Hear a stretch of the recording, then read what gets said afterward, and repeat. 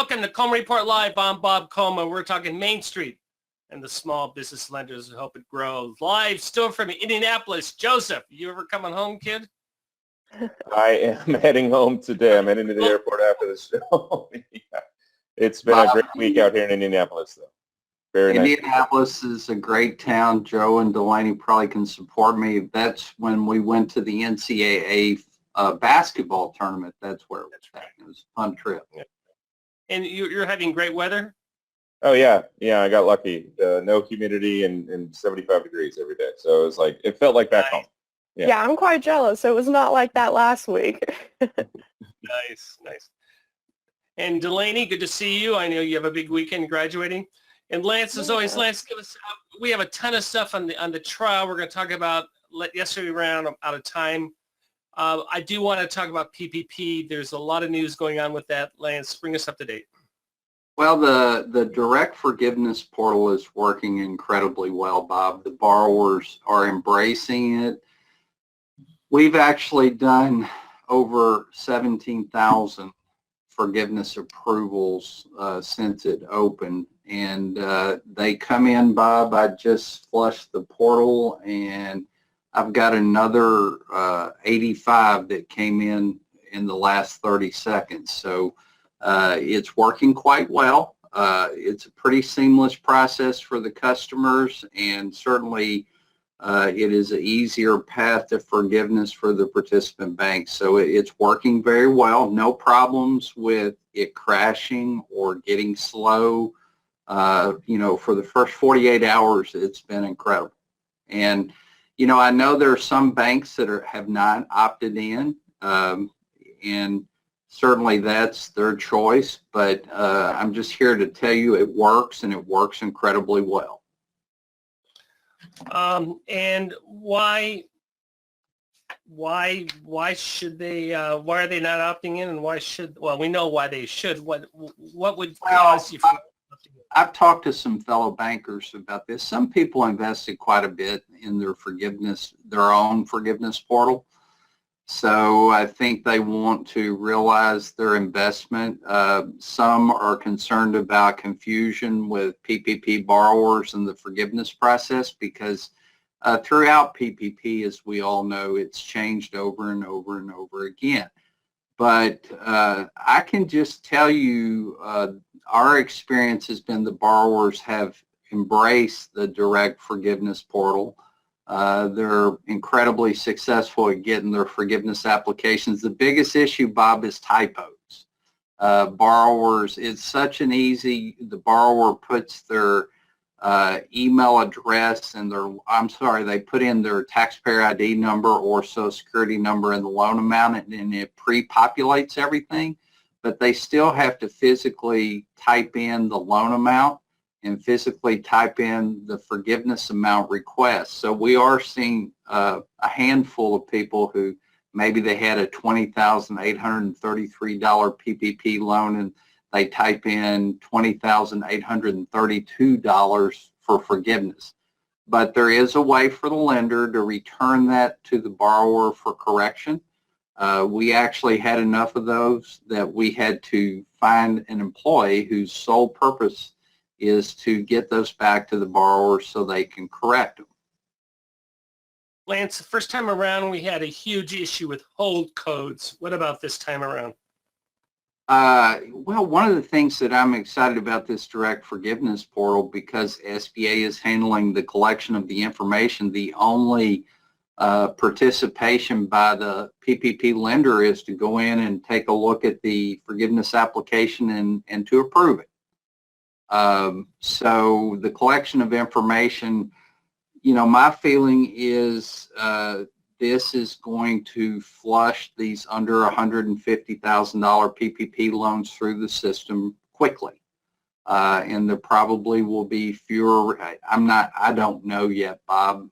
In the 2020 round, we had quite a few reviews that we had to work through, providing additional information to SBA on some of the smaller under 150 loans, but I have a feeling that we're not going to see that in this round if we're using the direct forgiveness portal. So I don't think they're going to be a problem, Bob. I think the biggest problem is getting the borrower just to put the right number in there.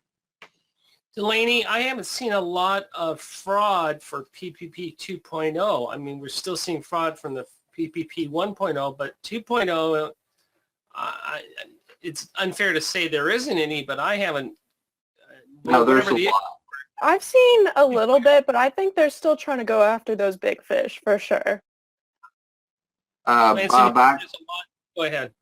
Bob, I can testify there's quite a bit of fraud in PPP 2.0 by the nature of it. It's just smaller, and it certainly does not make good newspaper or television content when somebody, fraudulently got $1,952. So you don't see the TV stations and the, I'm going to tell you, I was involved in a seizure of an automobile that we're trying to get possession of, and it was not a Lamborghini. It was not a Porsche or BMW. In fact, it's not even a car that I would want, but we're going to have to get it so we can sell it and pay off that PPP loan. So, are you going to get it? I hope so. The Fed seized it. I filed for it. Well, the Feds have already got it. Okay. Well, and just for PPP lenders out there, if you get notice of a seizure by the federal government, SBA does expect you to complete the forms to secure that asset. Most of them are going to be bank accounts. The most common thing I've seen is they seize somebody's bank account, but the SBA does expect us as good servicers of PPP loans to go ahead and make an attempt to get that asset. Thank you very much for that. Joseph, you had an interesting phone call yesterday. Very interesting. We were contacted by a juror from the BankServe trial that ended on Wednesday night. We did the show yesterday, and shortly afterwards I spoke with him for about 20 minutes, and it was a great conversation. He gave us a ton of character, basically just he painted the entire picture of how the jury felt in the room, what the sentiment was towards the defendants, how the government made their case, how the defense made their case.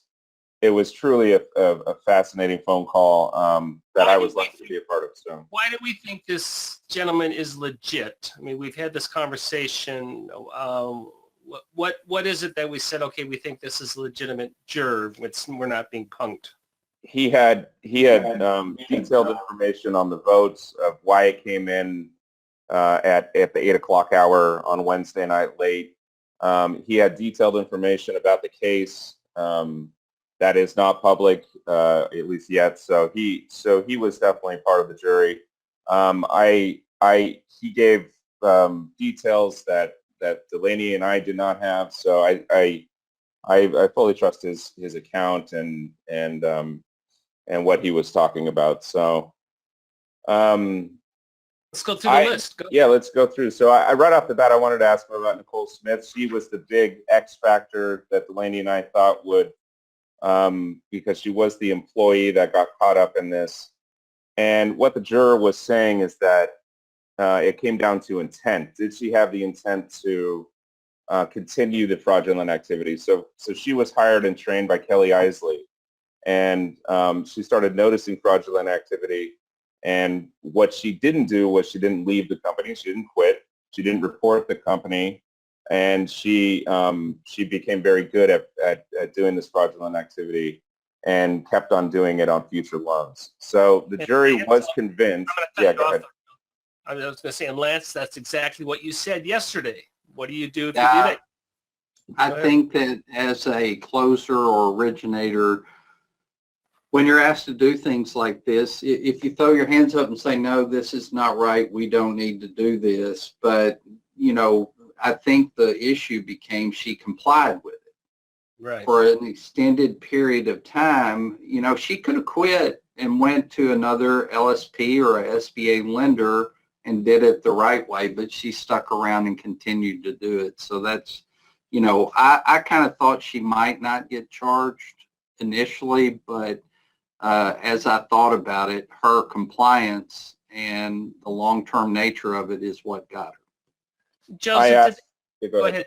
Go ahead. Continue. I asked him, I basically said it's a huge moment in our industry for an employee to become a felon. And he said, not only a felon, but a felon on 3 counts. Yeah. There was obvious proof that she was part of this. The jury was convinced that she did the whiteout.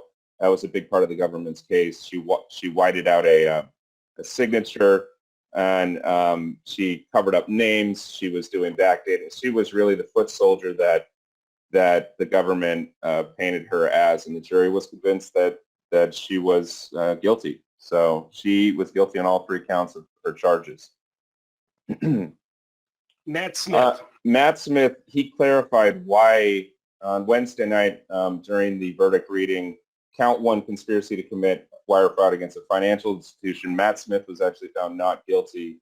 And then she explained the difference is conspiracy to commit wire fraud against a lending institution. So I asked him what's the difference, and he said that the jury didn't have any decision on that matter. It's simply because Matt Smith had a company, BBB, that was a lending institution, and it wasn't backed by the FDIC. So he had the lesser charge, but he was found guilty on that lesser charge, nonetheless. So Yeah, I do know, Lance, that if you commit fraud against Fountainhead, a small business lending company, the penalties aren't as steep as Bank of the Ozarks. I don't know why, but that's the law. Yeah, We're not going to do it. I think that, he was one that I thought might potentially get off, because didn't he leave the company what year? 2005. Yeah, He started it in 2002, and then he left in 2005. And again, the statute of limitations, they had to prove that he was part of the conspiracy past 2009. So that's the 10-year. We have not reported, and we will, is Matt has been the key for pushing the OIG, pushing the FBI. Matt is Carrie's ex-husband. He is the co-founder with Bankser, and we have all sorts of memos, which we never published, that he was alleging all this stuff. And what I find fascinating on this is he was, quote, the whistleblower, complaining, and he got caught up into it. Yeah. And his attorney absolutely said that they're going to be appealing this. So, in fact, the juror mentioned that all 5 defendants are probably going to appeal their decisions. So, Let's talk about Carrie. Carrie, this was fascinating because the juror really went into the technical systems that were in place at the SBA during 2006 through 2010. The government proved without a doubt that Carrie had the opportunity to do this simply because their resubmissions were looked at as new loans. If the SBA was looking at them, they looked like brand new loans. So that's how that opportunity was there. Carrie was definitely the ring. I asked, was she the ringleader? And he said, absolutely. It was really Carrie who trained Kelly, and then Kelly trained Nicole, but it all started with Carrie. So she had the opportunity because the systems, he mentioned that the mainframe in DC was different than the systems that were in Citrus Heights. They were rolling out the digital coding system, but it was easy for Carrie to change the loan, change the social security numbers or the tax IDs, and resubmit, and then SBA would never catch that.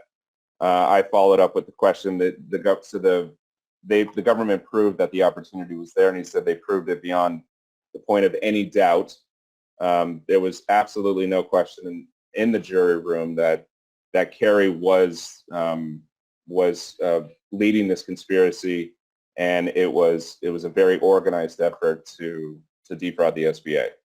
So, and then also the higher ups at SBA, if you remember, Michelle Serrano, Frank Pucci, and I'm missing one, Delaney, but there was witness after witness that said it was a difficult time for SBA because because of the technical stuff. The computers weren't all in sync. Now they're all centralized, and it's a little bit more safe to prevent this fraud. However, at that time period, there was the opportunity to do that. So they took advantage of it. They didn't, and that's the end of that. Now, So. the juror, obviously, this person did not want his name revealed, so we will honor that. And he's going to come on Monday. Is that the plan? Absolutely. I asked him if he's willing to come on. We're gonna dial him in, and he's got some more information on the case. He was really involved in it. He said he couldn't do it today because he's been his personal life in the last 2 weeks. He hasn't done anything but this case. But he said he's available Monday. So we're looking forward to having him come on. Another little, I asked him why, I thought the jury was sent home on Wednesday well before I got a call from the court. And he said that they were done with 12 of the 13 votes.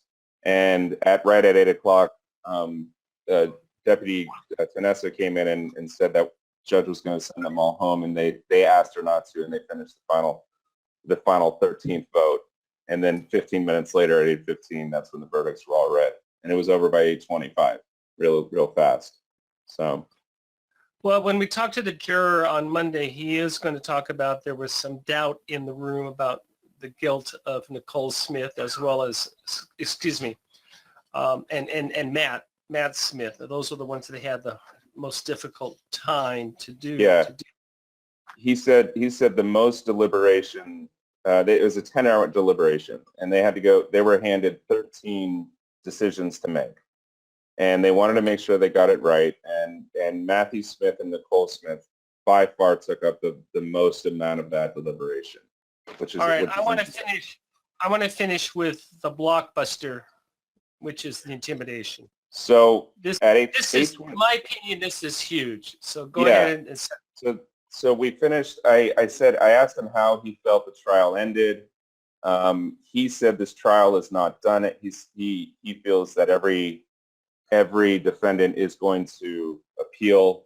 But after leaving the courthouse, this was long after I left. I left at 8:25. I turned around. I was trying to take a picture, but Carrie was surrounded by her family. I didn't feel it was necessary to get a picture like that. And then expand. Wait a minute. Let me interrupt you. Expand upon that. Why did you feel it was not? First of all, what was Carrie's demeanor, and what was the demeanor of her family members toward you? Carrie was in the middle of it looked like a football huddle. She was crying hysterically, and all the men were staring at me to basically not dare me to take a picture, but they just knew that I was part of the media, and they did not. It was very emotional, very tense. Everybody was upset. And so I decided to take off and not be a part of that situation. I want to make it clear. You never felt intimidated. I never felt intimidated, but I knew that my job was done, and I left, and my hotel was shortly down the street. I asked the juror. Okay, before that, let's get Delaney in here. Delaney, did you ever feel intimidated in the media room? No, not necessarily, but I shared this with all three of you. All last week and Monday, I was sitting with friends and family of the defendants, and, it was nice at first, but once they realized I was from the media, it was very clear that they didn't want anything to do with me. There was a certain degree of discomfort with me being there. Fine, but you remember him. Absolutely. Okay. So right. The two of you are fine, but let's talk about the juror. The juror said that it took about 15 minutes. That in fact, Judge Pratt gave the jurors a gift, and there was a very formal goodbye on behalf of the judge and her deputy. And then so that was about 10 to 15 minutes after the verdicts were read, and they said they all walked out together, and the family was still there. He didn't mention exactly what family members there were. It was just a group of the family, and one of the members came up to the jury and followed them around the corner. And he said he didn't know if he thought he was trying to be intimidating or not, but we just kind of laughed. So it could have been a nervous laugh, but what he said to me was that we walked around the corner, and one of the males in that family followed them, and basically there was no physical. I didn't sense that it was a big physical thing, but it was just he was followed by one of the family members. All the way to his car. I his asked. car. He just said, he didn't say to his car. He just said Okay. to around the corner. So I don't know how long he followed him. I'm really interested to talking to him again on Monday to really get the full story about that. So, but that's what he told me. So. And I don't have time to do it. We've received a ton of information that we have prudently chosen not to publish.